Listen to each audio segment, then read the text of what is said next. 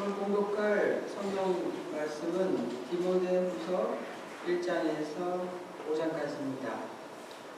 하나님의 뜻으로 말미암아 그리스도 예수 안에 있는 생명의 약속대로 그리스도 예수의 사도된 바울은 사랑하는 아들 디모데에게 편지하노니, 하나님 아버지와 그리스도 예수 우리 주께로부터 은혜와 긍휼과 평강이 내게 있을지어다.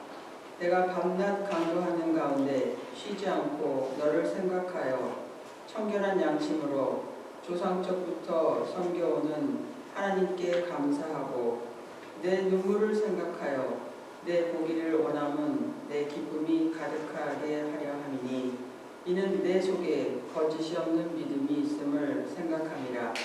이 믿음은 먼저 내 외조모 로이스와 내 어머니 유니게 속에 있더니 내 속에도 있는 줄을 확신하노라. 아멘.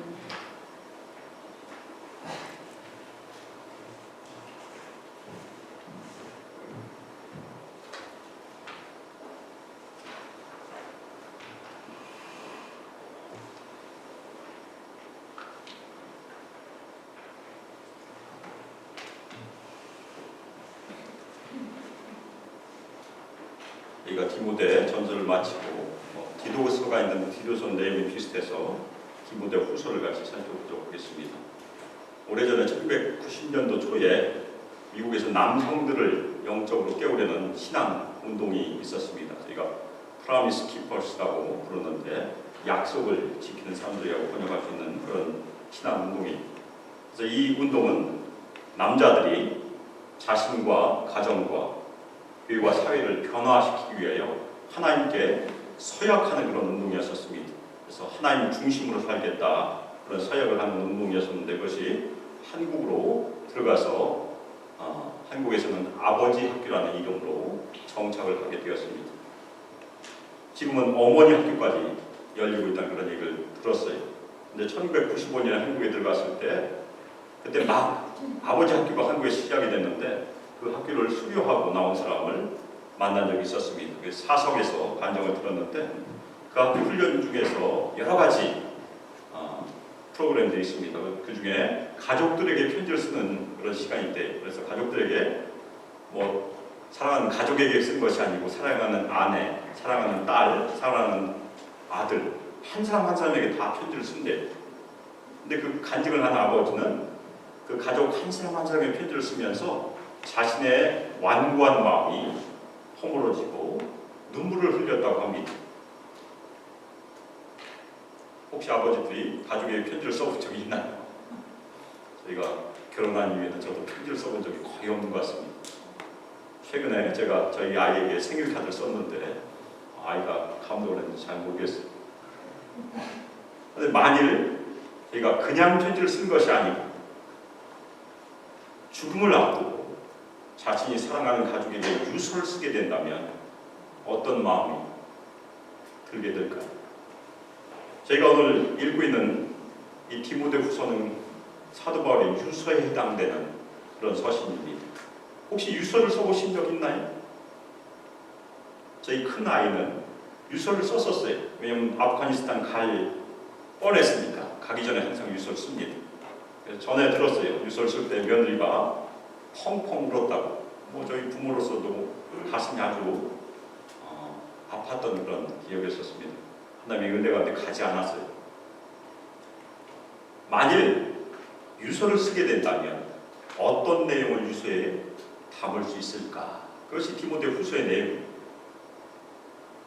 우리는 죽음을 생각하고 죽음 앞에 서면 다 대부분 아주 숙연해집니다. 진지해져요.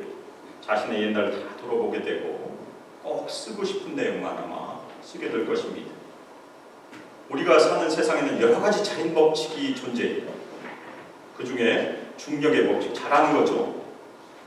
높은 곳에서 떨어지면 다치거나 심지어는 죽게 되어 있습니다. 그것이 중력의 법칙이에요. 그런데 중력의 법칙을 거스를 수 있는 법칙도 있습니다. 비행기가 날 수 있는 것이 그 원리예요. 그래서 양력의 법칙이라고 부른다고 합니다. 그런데 죽음을 극복할 수 있는 자연 법칙은 존재하지 않아요. 모든 사람은 언젠간 다 죽게 되었습니다. 그렇기 때문에 저희가 죽음을 생각하게 되면, 죽음 앞에 서게 되면 진지하게 자신의 삶을 돌이켜보게 되는 그런 경험을 하게 됩니다. 저희가 오늘 살펴보는 이 디모데후서를 읽다 보면 사도 바울이 자신의 죽음을 예견하는 내용이 진짜 있습니다. 죽음을 알고 있었어요. 그래서 죽음을 앞두고 사랑하는 아들 디모데에게 보낸 편지가 저희가 같이 묵상하는 이 편지입니다. 사도행전 28장에 보면 사도 바울이 1차로 감옥에 갇히는 얘기가 등장을 합니다. 그것은 감옥도 아니고 가택연금이었었어요. 새 집에서 살았으니까 사람들이 자유롭게 왕래하고 있었어요. 근데 그 감옥에서 나와서 몇 년간 사역을 또 했습니다. 그런데 2차로 투옥됐을 때, 네로 황제에 의하여 2차로 투옥됐을 때는 진짜 감옥에 있었어요. 제가 디모데전서 처음에 설교할 때 그 영화 말씀을 드렸는데 그 영화를 보시면 감옥에 계속해서 갇힌 내용이 등장을 합니다. 중간중간에 채찍도 맞는 그런 내용이 있어요. 더 이상 자유가 없고 희망이 없이 죽음을 기다리는 처지가 바울의 처지였었어요. 따라서 디모데후서는 자신이 믿음의 아들인 디모데에게 꼭 전하고 싶어하는 내용이 담겨있는 서신이기 때문에 저에게도 아주 중요한 서신이, 우리 신앙에 꼭 필요한 서신이, 특별히 이 세상을 예수 모실 때까지 사는 성도들이 꼭 들어야 될 내용이 이 안에 있다고 저희가 믿음으로 같이 말씀을 열겠습니다. 오늘 말씀 1절 2절은 인사말이 디모데전서 인사말과 아주 유사해요. 그래서 처음 시작은 우리 성경은 반대로 번역이 되어 있지만 바울이라고 시작합니다.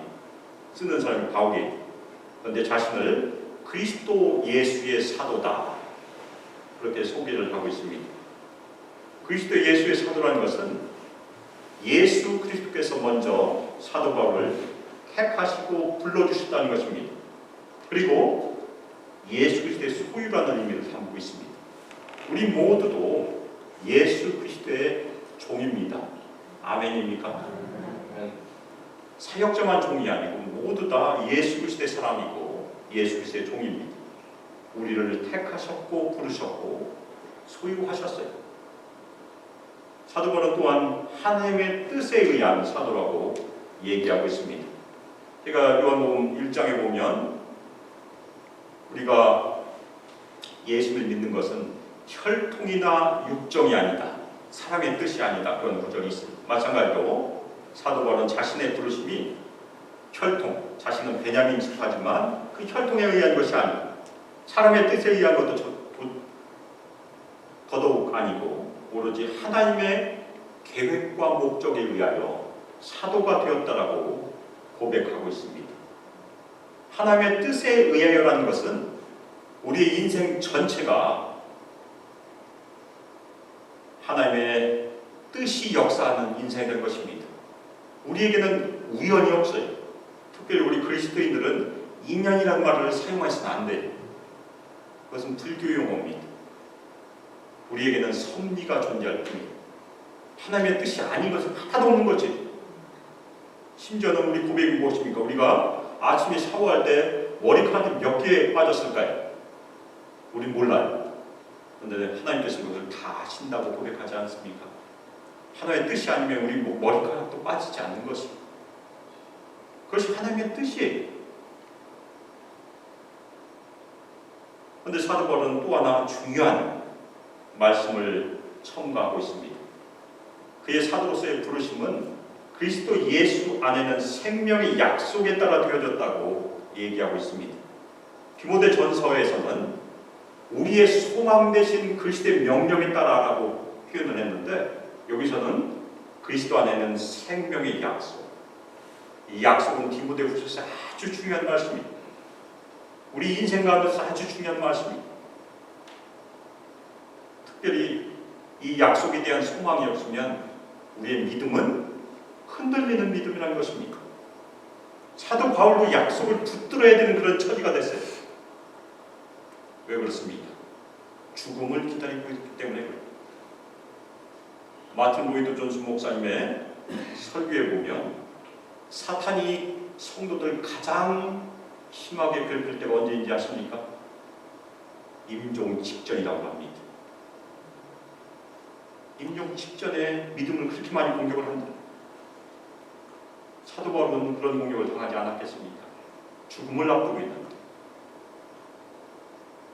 그것이 그리스도 예수 안에 있는 이 생명의 약속이라는 말씀에 들어있는 중요한 의미입니다. 특별히 이 생명의 약속은 생명에 관한 약속. 우리에게 생명에 관한 약속을 이미 주셨습니다. 생명은 영생을 의미합니다. 우리의 육신적인 생명은 쇠하게 되어 있어요. 만일 하나님께서 예수 그리스도께서 초자연적인 생명을 우리에게 부여하지 않으시면 우리는 그냥 죽는 것입니다. 소망이 없는 것이에요. 비행기가 열심히 달려서 날개를 통해서 뜨지 못하면 떨어지게 되어 있어요. 마찬가지로 우리도 하나님의 초자연적 능력이 없으면 우리의 생명은 다시 살아날 수가 없는 것입니다. 사도 바울이 얘기하는 그 생명의 약속은 바로 우리의 부활을 의미하고 있습니다. 사도 바울도 부활의 소망을 지금 붙들고서 편지를 쓰고 있다는 것입니다. 그 생명은 어떻게 우리에게 주어졌습니까? 예수 그리스도의 죽으심에 의해서 주어졌죠. 그리고 그분의 피 흘리심에 의해서 우리에게 주어진 것입니다. 영생은 그냥 주어지지 않았어요. 하나님께서 독생자 예수 그리스도를 이 땅에 보내셨고 그분이 우리를 대신해서 죽으셨고 피를 흘리셨습니다. 그것이 역사적인 구원의 사실입니다. 우리가 읽고 있는 요한복음에서도 잘 기록이 되어 있습니다. 2절은 수신자, 누가 이 편지를 받고 있나를 또 얘기합니다. 디모데에게 그렇게 시작이 되고 있습니다. 근데 사랑하는 아들이라고 부르고 있습니다. 저희가 디모데 전서에서는 믿음 안에서 참 아들인 디모데 이렇게 부르고 있는데 여기서는 훨씬 더 정감 있는 표현으로 사랑하는 아들이라고 표현하고 있습니다. 이 사랑하는 아들이라는 그 표현은 디모데와 바울과의 영적인 관계가 어떤 관계입니까? 바로 사랑의 관계라는 얘기.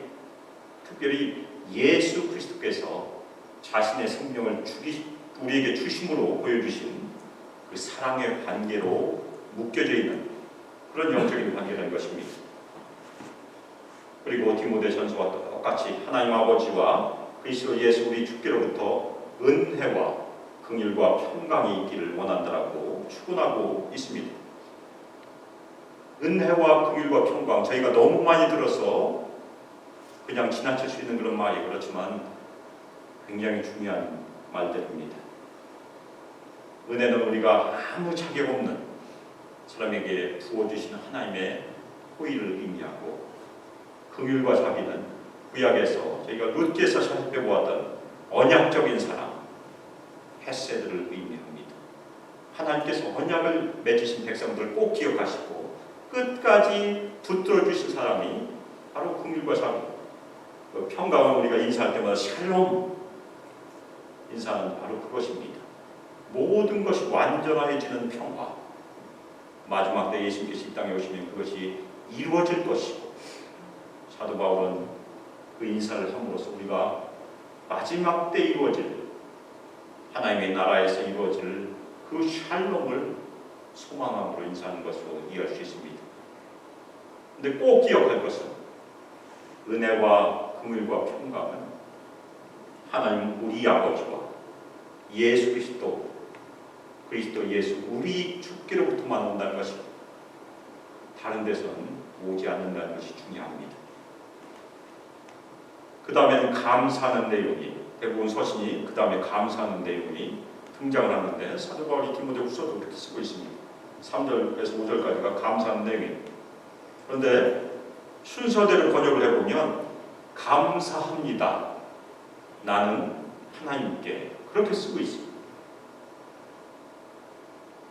특별히 디모데의 삶 가운데 역사하시는 그 하나님에 대해서 감사할 내용이 오늘 성경에 기록이 되어 있습니다. 그런데 사도 바울이 감사의 기도를 올려드리는 그 하나님을 어떻게 표현하고 있습니까? 청결한 양심으로 조상적부터 섬기고 있는 하나님. 사도 바울은 당연히 유대인이었어요. 디모데는 절반이 유대인이었었죠. 어머니가 유대인이었고 아버지는 아니었었습니다. 그렇지만 유대의 그런 전통으로 교육을 받았을 것입니다. 따라서 사도 바울은 청결한 양심으로 믿음의 아버지 아브라함 때부터 섬기고 있는 하나님께 감사한다고 표현하고 있습니다. 특별히 이 섬긴다는 말은 신약 성경에서 하나님께만 사용되는 단어예요. 사람에게는 이 단어를 사용하지 않아요. 그래서 이것을 예배한다라고 번역하면서 더 맞습니다. 조상적부터 아브라함 때부터 청결한 양심으로 예배하고 있는 그 하나님께 감사한다고 표현하고 있는 것입니다. 청결한 양심은 무엇입니까? 과거의 죄에서 회개함으로 깨끗해진 마음을 뜻합니다. 그리고 또 하나는 전심으로 헌신한 마음을 뜻하고 있습니다. 그래서 사도 바울이 먼저 우리 성도들이 가져야 될 영적인 자질 하나가 청결한 양심이라는 것입니다. 우리는 태어나면서부터 청결한 양심을 가진 적이 없습니다. 그렇지만 우리가 예수 그리스도를 믿음으로 주님의 피로 말미암아 씻김을 받아서 청결하게 되었음을 믿으시길 주님의 이름으로 축원합니다. 바울은 이 감사기도를 어떻게 드리고 있습니까? 밤낮 나의 기도에 너를 끊임없이 기억할 때. 다른 기도도 분명히 했을 것입니다. 교회를 위해서 많이 기도했어요. 근데 기도할 때마다 자신의 믿음의 아들인 디모데를 기억함으로 중보기도 했다고 얘기하고 있습니다. 그리고 바울은 또 하나 자신의 마음을 표현하고 있습니다. 4절에 보면 나는 너 보기를 간절히 원한다. 그렇게 표현하고 있습니다. 바울은 처형당하기 전에 디모데의 얼굴은 마지막으로 보고 싶어 했어요. 그래서 4장에 가면 디모데에게 속히 오라고 재촉하고 있는 구절을 저희가 발견하게 됩니다. 그것이 4장 9절에 너는 어서 속히 내게로 오라. 디모데가 이 편지를 받고 감옥에 도착을 했는지는 잘 알지 못합니다. 대부분은 디모데가 도착하기 전에 바울이 순교했을 것이라고 이해를 하고 있습니다. 마지막까지 보지 못한 것이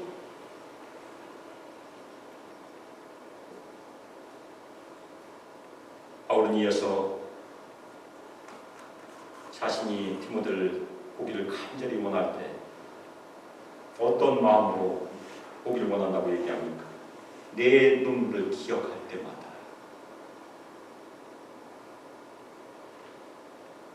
이때 디모데의 나이는 30대 초반 정도 됐어요.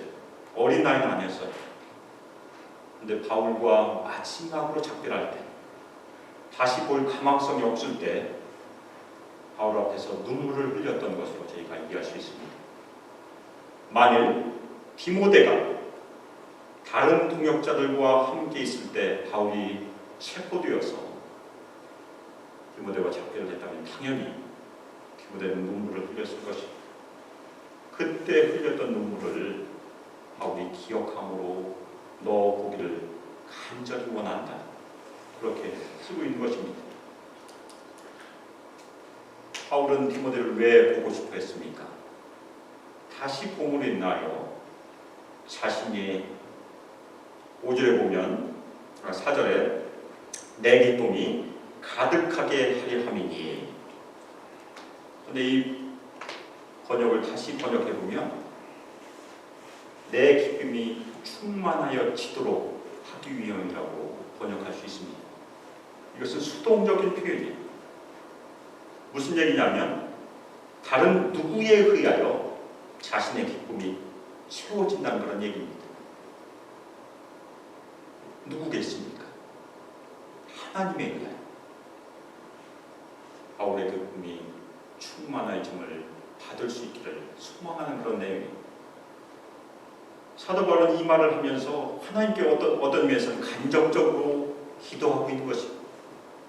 하나님께서 문을 열어주시면 하나님의 뜻이라고 하면 다시 디모데를 만나고 기쁨을 함께 나누기를 간절히 소망한다고 이렇게 표현하는 내용입니다. 바울은 왜 디모데를 기억할 때마다 하나님께 감사 기도를 할 수 있었을까요?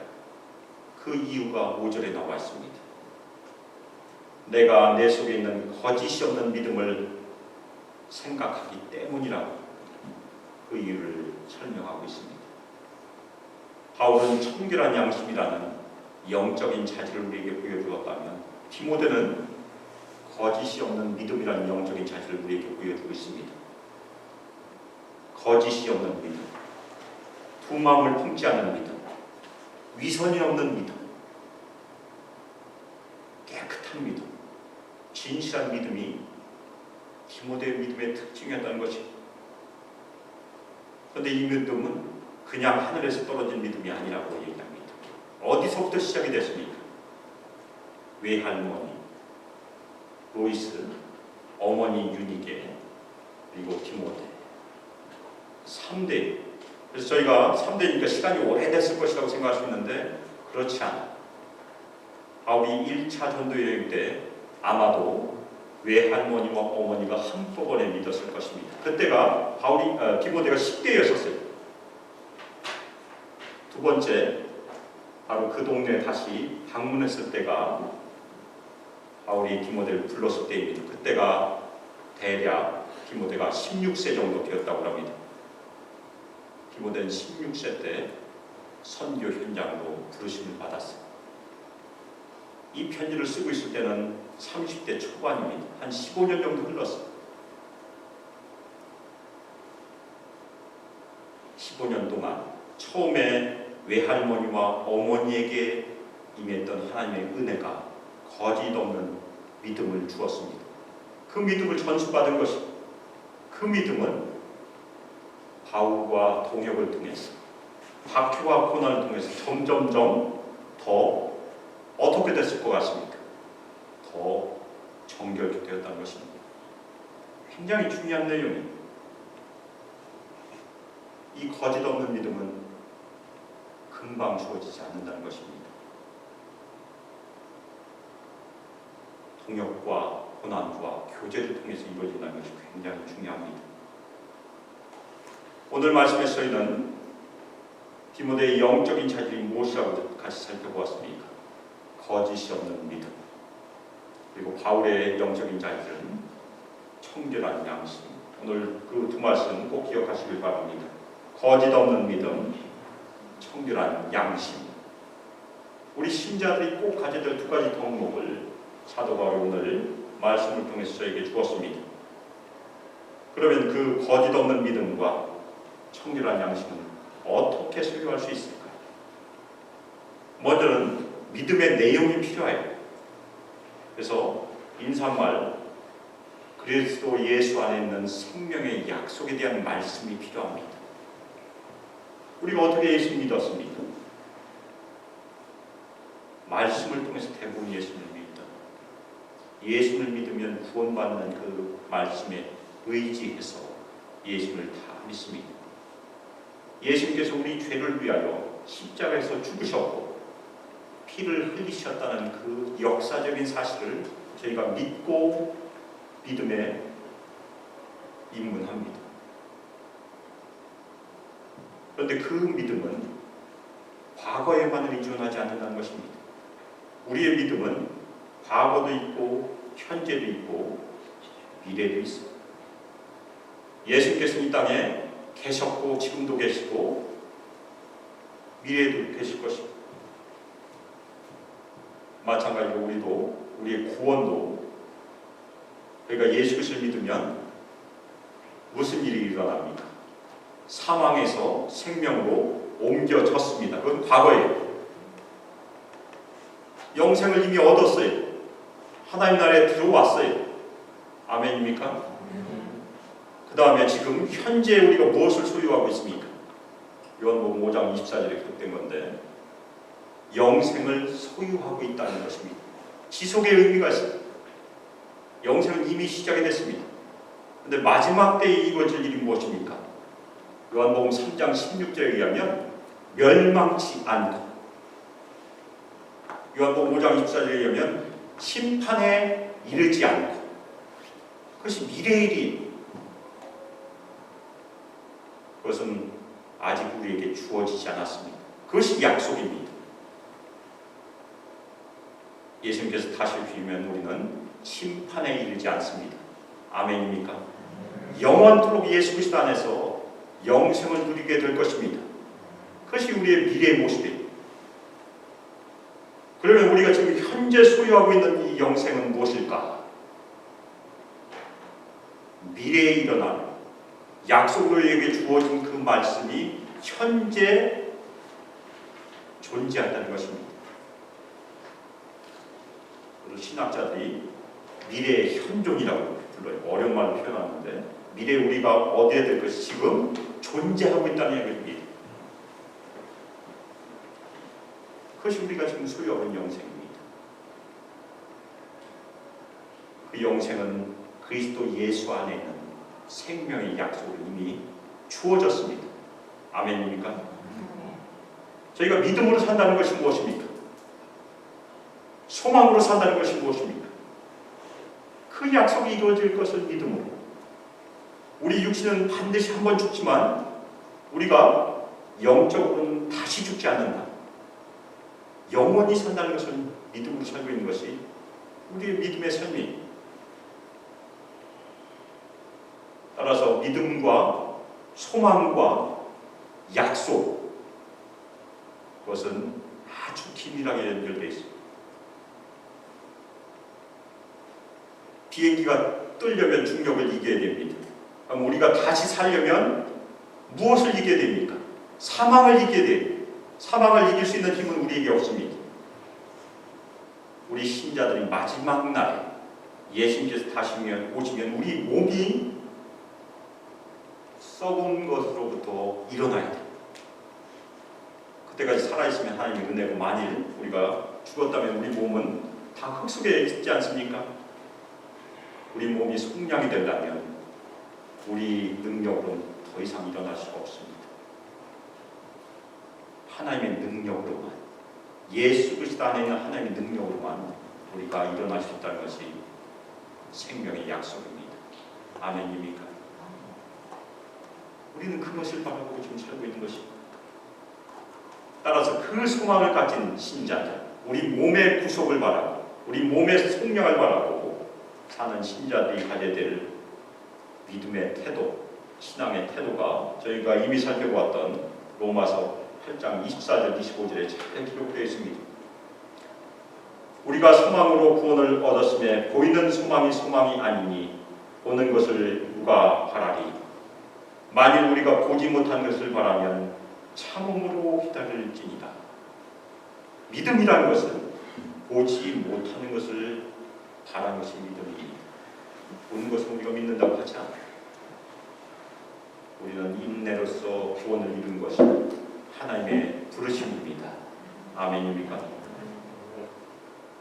따라서 먼저 거짓 없는 믿음이라는 것은 마지막 날 예수님께서 우리를 반드시 다시 살리실 것이라는 것을 믿는 것이 거짓 없는 믿음, 그것이 첫 번째 중요한 것입니다. 내용이 먼저 있어야 돼요. 두 번째, 삶이 필요합니다. 그냥 이루어지지 않아요. 거짓 없는 믿음, 청결한 양심은 단시간에 얻어지는 것이 아니라는 것이 또 저희가 새기게 될 중요한 교훈입니다.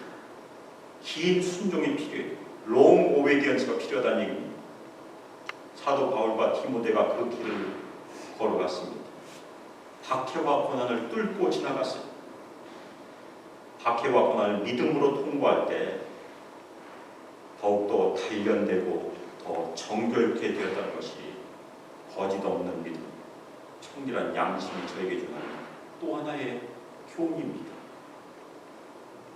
그리고 디모데는 누구로부터 그 거짓 없는 믿음을 계속해서 공급받았습니까?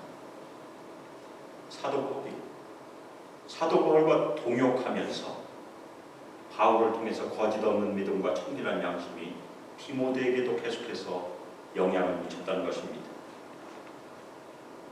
우리가 왜 신앙생활을 함께 합니까? 왜 교회가 필요합니까? 예수 믿고 혼자 있어도 천국에 갈 수 있는데 철이 저를 날카롭게 하는 것처럼 삼겹줄이 끊어지지 않는 것처럼 우리는 다른 사람이 필요하다는 것입니다. 교회 공동체 안에서 바울과 디모데가 동역함으로 인하여 교제함으로 인하여 계속해서 자신들의 성품이 거짓 없는 믿음, 청결한 양식으로 빚어졌던 것처럼 우리 신앙생활도 교제와 동역을 통해서 또 하나 중요한 것은 서로의 배움을 통해서 정결해지고 거짓 없어지고 청결해진다는 그런 말씀입니다. 바로 옆에 있는 사람이 필요하다는 얘기예요. 아멘입니까? 옆에 있는 사람 바라보시고 그렇게 고백하시기 바랍니다. 집사님은 하나님의 선물입니다. 특별히 부부 사이에서는 그것을 많이 경험할 것이에요. 부부의 경험 매일매일 철이 날카롭게 하는 것을 경험하게 될 것입니다. 아닙니까? 제가 서두에 약속을 지키는 사람들, 프라미스 키퍼라고 키퍼스라고 말씀드렸는데 누가 약속을 지키는 사람들입니까? 우리가 약속을 지킨다고 서약하지만 어떤 때는 언약식해서 진짜 이름도 쓰고 서명도 할 거예요. 술에 가면 그런 일들 많이 열심히 쓰고 뭐 불도 태워보고. 그런데 우리의 내일의 삶은 무엇입니까? 우리 하루를 살면서 진작에 자신을 살펴보고 고백해보면 하루에도 여러 번 약속을 이미 어겼어요. 아닙니까? 약속을 지키는 분은 우리가 아니고 바로 예수님이십니다. 하나님께서 한 번 약속을 하셨으면 그 약속은 영원히 유효하다는 것이 우리의 고백이고 우리의 신앙이지 않습니까? 예수님께서는 절대 약속을 어기지 않으셨어요. 예수님께서 택하셨고 부르셨고 주님의 피로 깨끗게 하셨으면 끝까지 그분의 약속은 유효함을 꼭 가슴에 새기시기를 주님의 이름으로 축원합니다. 우리는 반드시 언젠가 다시 살 것입니다. 그분을 얼굴과 얼굴로 보게 될 것입니다.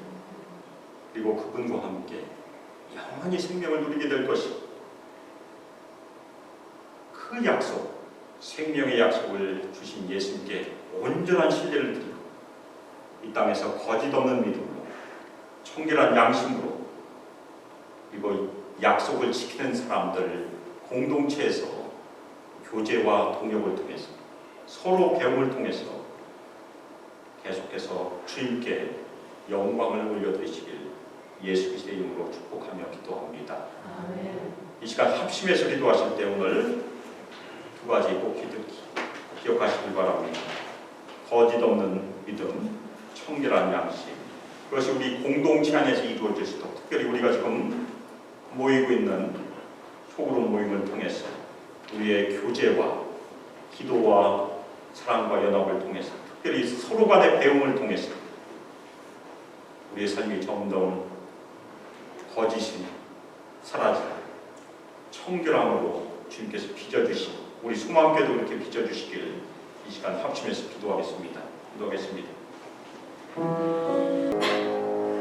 이제는 주 예수 그리스도의 은혜와 하나님의 사랑과 성령 하나님의 교제하심이 그리스도 예수 안에 있는 생명의 약속에 의지함으로 이 땅에서 소망교회 공동체 안에서 서로 동역함으로 서로 교제함으로 서로 배움을 통해서, 서로 연합함을 통해서, 서로 기도함을 통해서 거짓 없는 믿음으로 청결한 양심으로 단련되고 정결되어서 하나님께 영광을 올려드리기를 수많은 저희 수많게 성도들과 함께하기를 주 예수 그리스도의 이름으로 축복하며 기도 올려드립니다.